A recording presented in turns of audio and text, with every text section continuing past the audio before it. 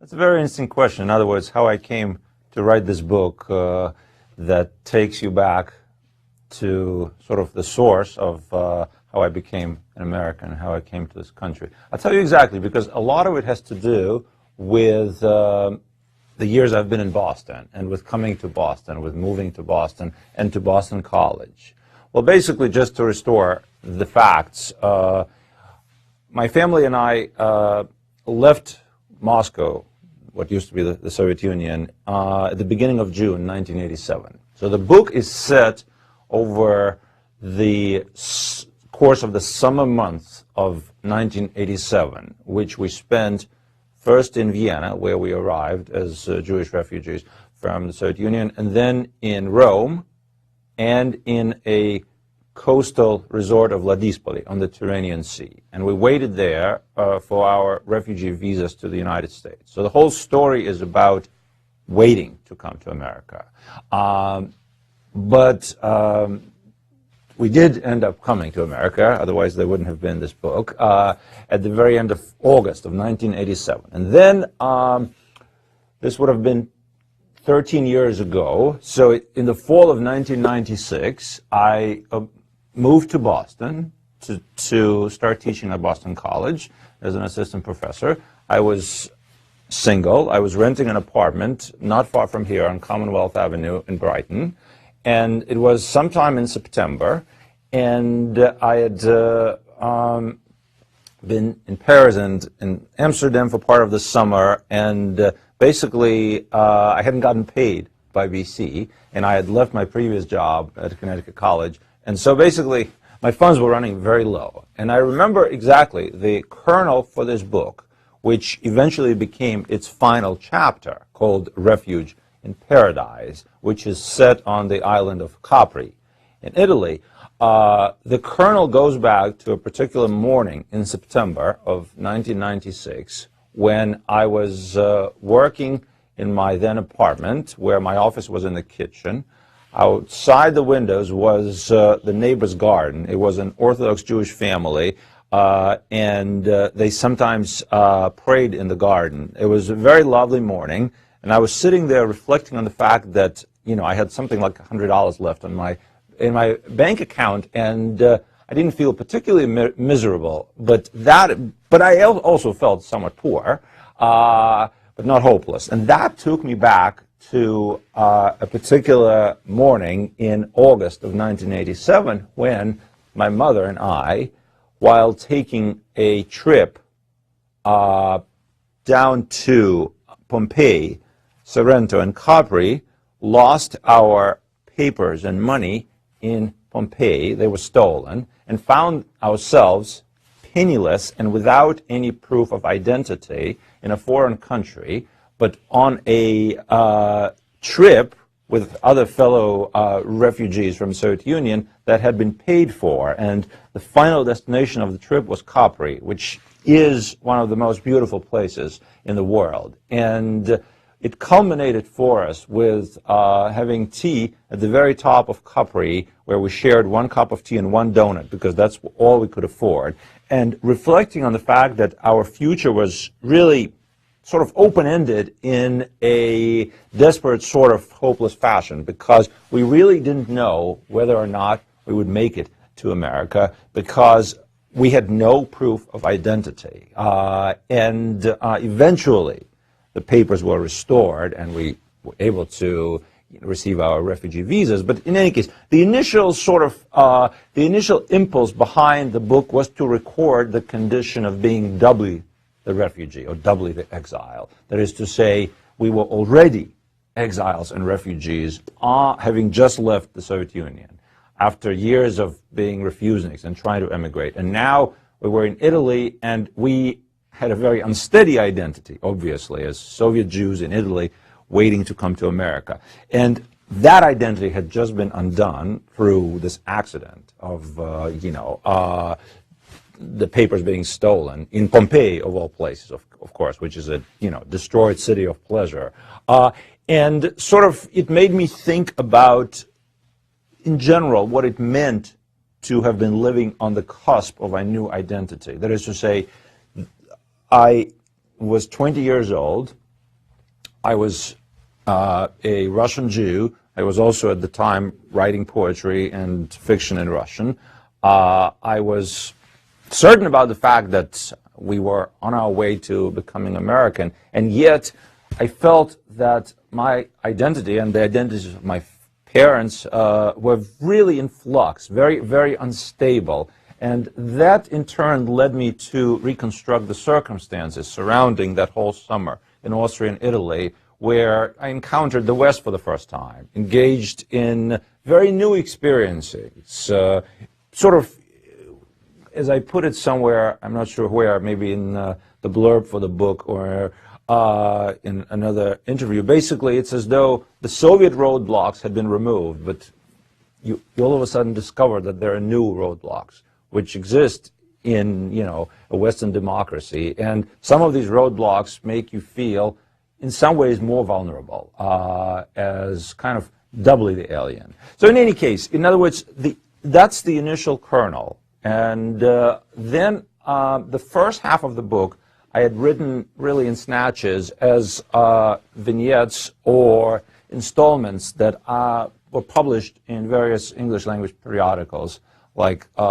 Southwest Review or Agni, based here in Boston. And then I think it was when my wife became pregnant with our first daughter, who's now over 2. So this would have been over 3 years ago, I suppose, right?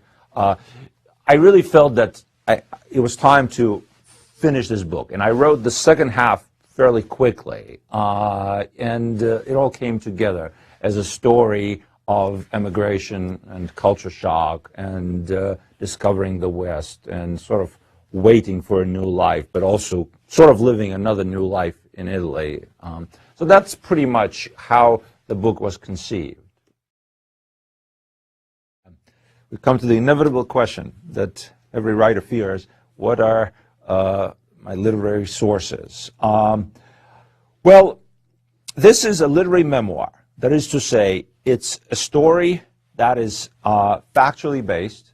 It's a story that is autobiographical, but also one that is told in a fashion that is deliberately, for lack of a better word, artistic, and one that attempts, I think, to aestheticize the experiences, and in doing so, employs devices that narrative fiction employs more so than sort of documentary, shall we say, or journalistic or memoiristic prose.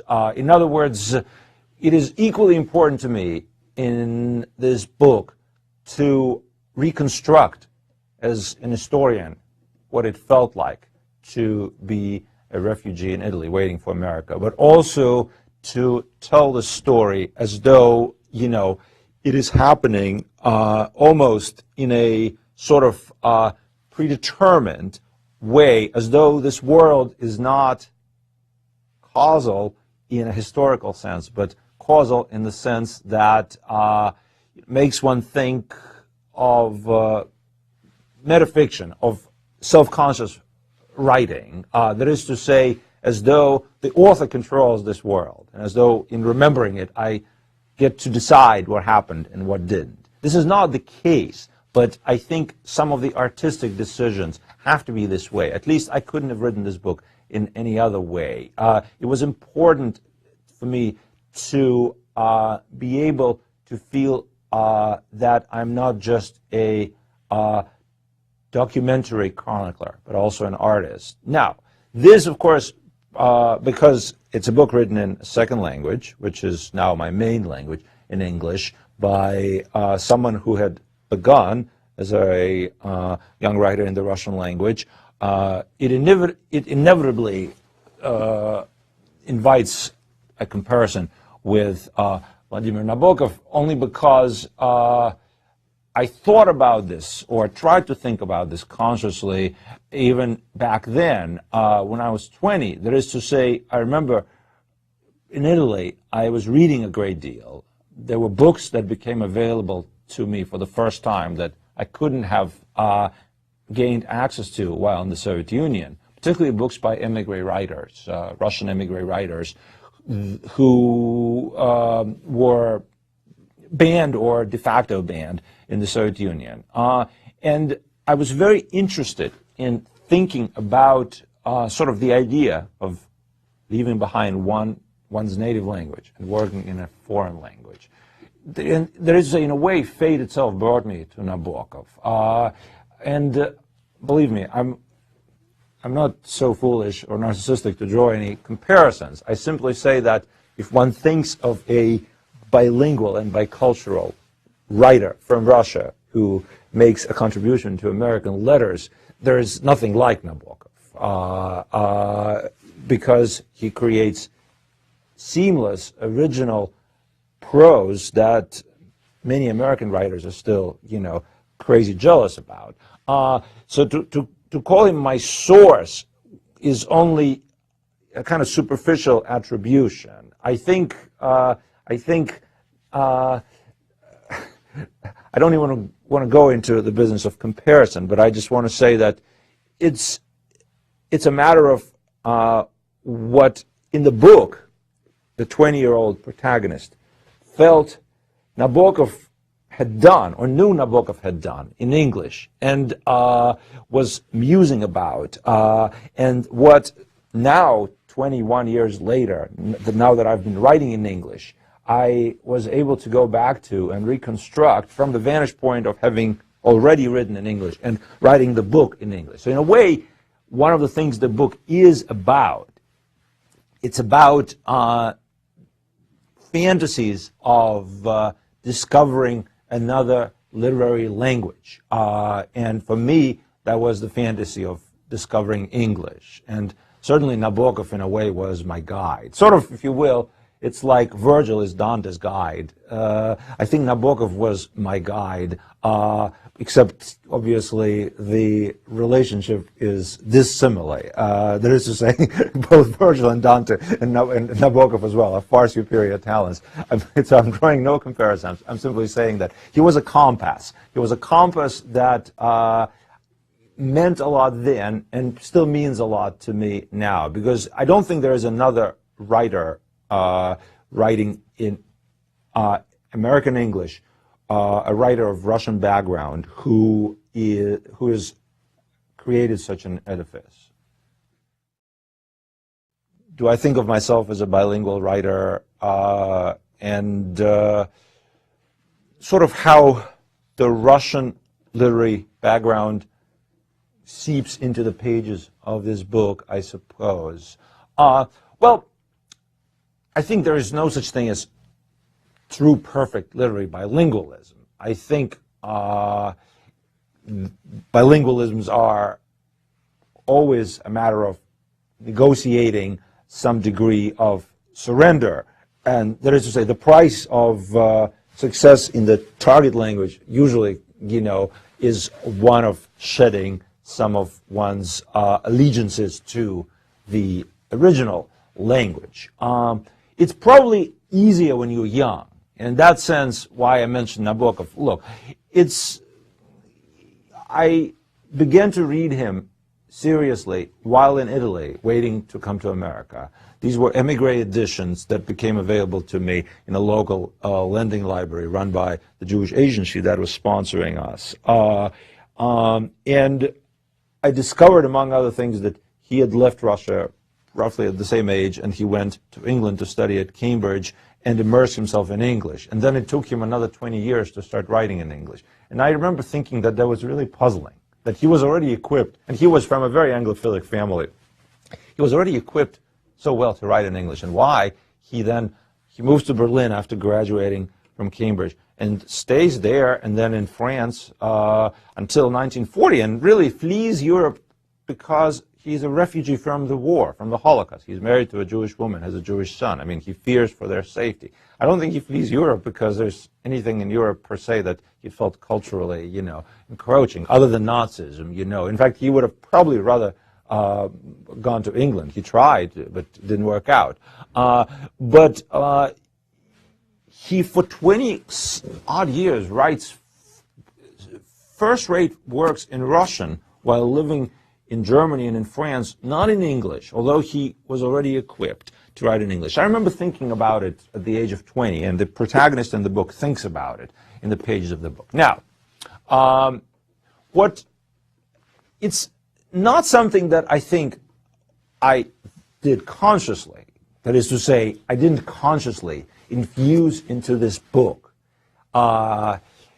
devices or traditions or dominant thematic clusters recognizable to students of Russian literature and culture. But of course they bleed into the pages because I think it's the organic movement of writing about one's Russian self in English. That is to say, the organic movement to go back to the source culture, to the culture that had nurtured you. I was just before this conversation, I teach Tolstoy and Dostoevsky as a course.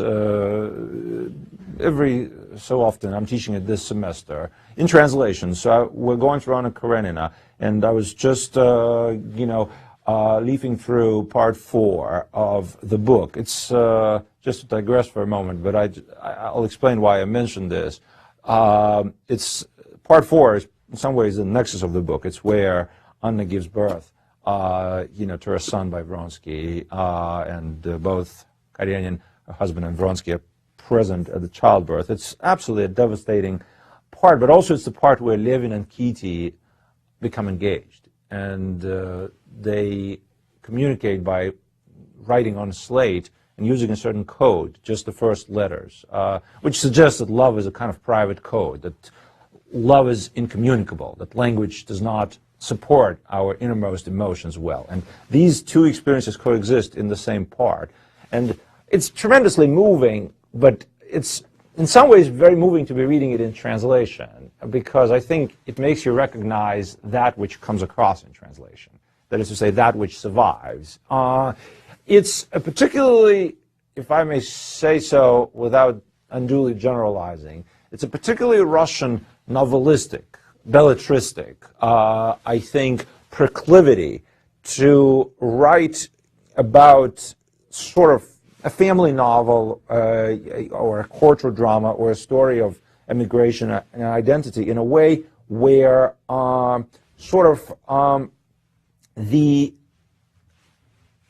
undulations of one's soul recorded in such a particularly, I think, emotionally devastating fashion, where happiness and unhappiness coexist in every page. That's how part 4 of Anna Karenina is. In fact, the characters talk and talk about being happy and unhappy. The pages are littered with these words. So I think, for instance, that experience makes me wonder if, indeed, this book isn't in some ways a tribute to my Russian literary past, because you will find that in many pages of this book, characters are doing precisely that. They're laughing tearfully, or, they are crying through their laughter. I think there is something particularly novelistic and Russian about that. That is to say, there is no taboo on tenderness.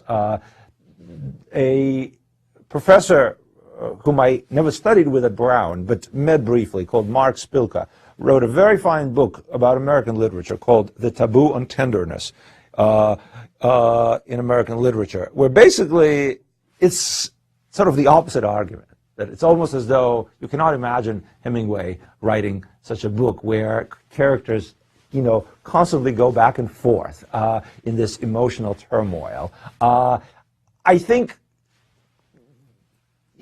I found it central somehow to the experience of losing one's country and hoping to gain another, that you are constantly living in this two-toned existence. You're both happy and unhappy.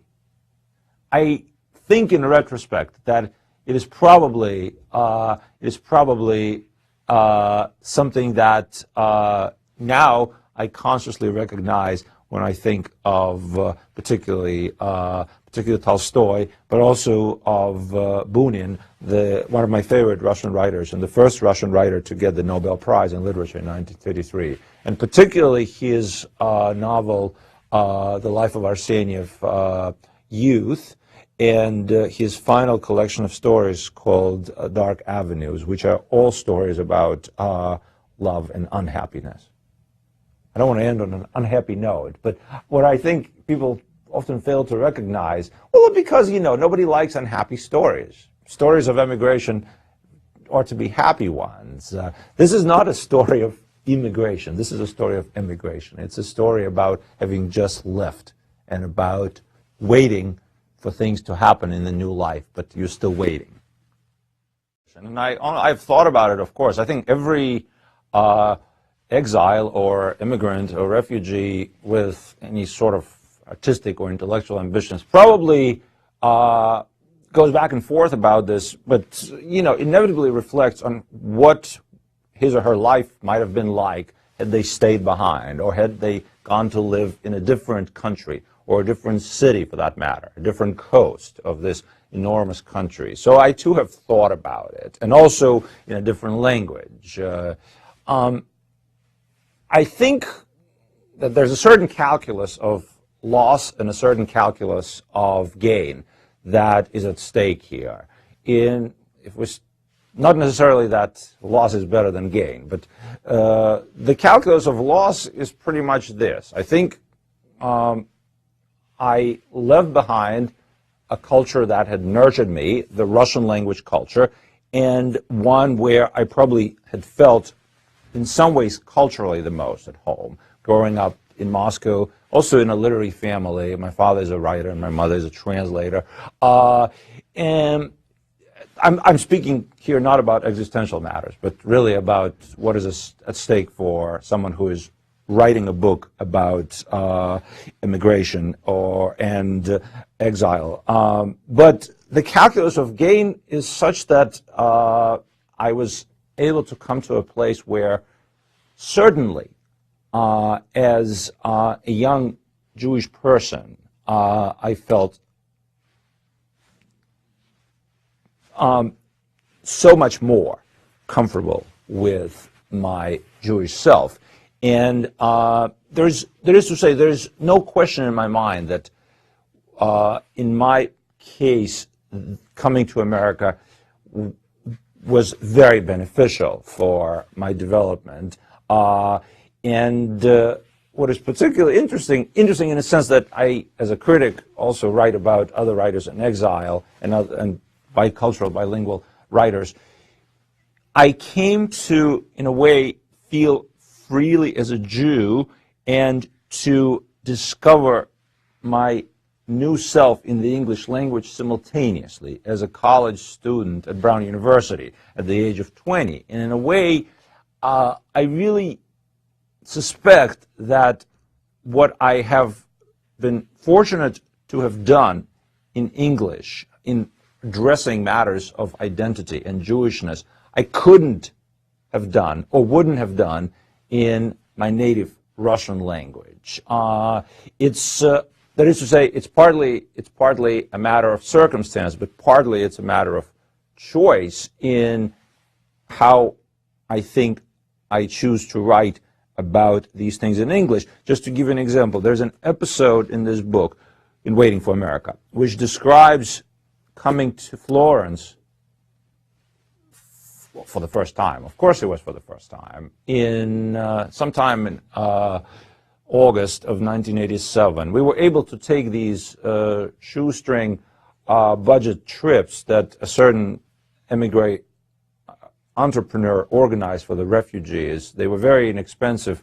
The conditions we stayed in were very poor and squalid, but we got to see all this beauty. And I write about the experience of seeing Florence for the first time and feeling absolutely, overwhelmed by of course, the architecture and the beauty of the cathedrals, and writing about how I can well appreciate the emotional turmoil of a Russian Jew who had been living in a country where obviously Jewish religious identity had been so suppressed by Soviet years, and then had been further devastated by the Holocaust, and then again by the post-war years, and feeling surrounded by this huge surplus of beauty, which is one that, of course, belongs to the whole world, but nonetheless, it's Christian beauty,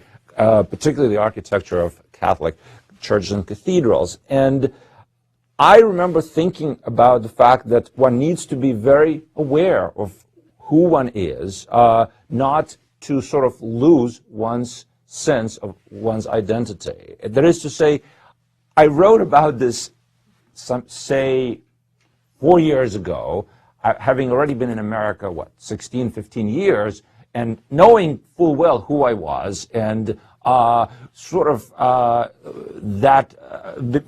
full well that I was a Jewish American author of Russian descent, writing a book about, in a way, stepping out of my Russian skin and reflecting on it, looking ahead towards my American future, and doing so in English.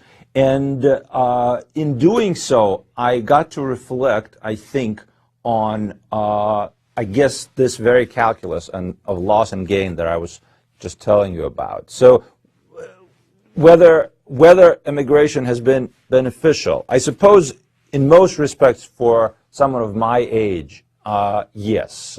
It's a different story, I think, when it comes to the generation of my parents. That is to say, members of the Jewish Russian intelligentsia, particularly from the bigger Soviet cities, who came to the West already in their late 40s, 50s, not only as formed adults, but ones with a lot of baggage. And I deal with that in the book as well, particularly where my parents, the protagonist's parents in this memoir, agonize over whether or not to go to Israel, what part of America to live in, how to settle, what sort of choices to make about their careers. And that story is my story as well, except I didn't experience it the same way as a young person. Well, first of all, I hope that it has become or becomes part of American writing about immigration and immigration.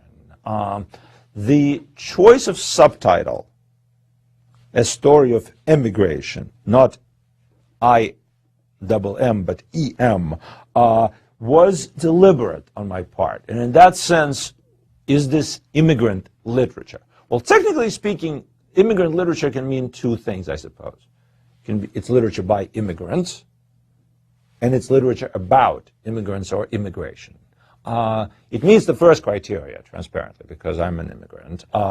It doesn't really meet the second criterion per se, because the book ends on the morning when the protagonist and his family land at JFK. It's an plane full of other immigrants coming to America from many different places, but it stops there. There's a bit of a flash forward about flying over southern Rhode Island in a little tiny plane, looking down and seeing nothing but water, and then flying over Providence and asking oneself, how can Providence be so small? So there is a kind of play on the idea that Providence also has to do with providential matters, but it's a small town. But other than that, the story ends with coming to America.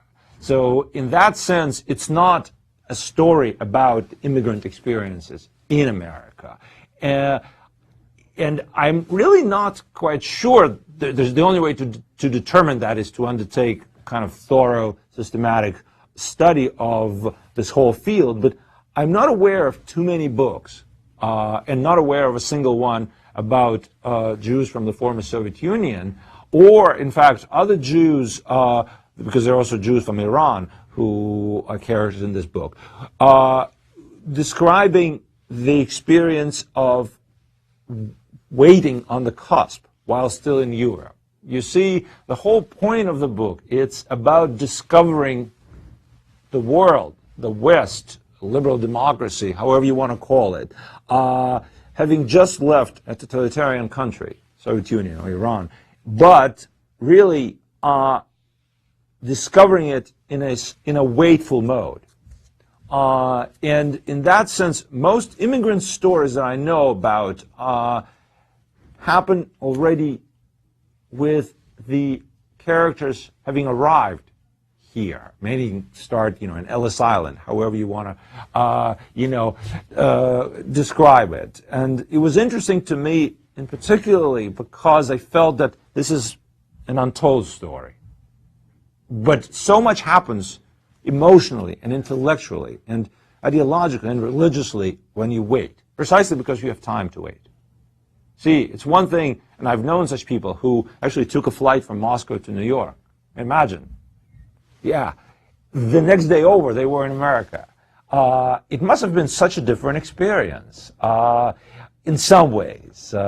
Whereas here, in a way, it's the passage through Europe.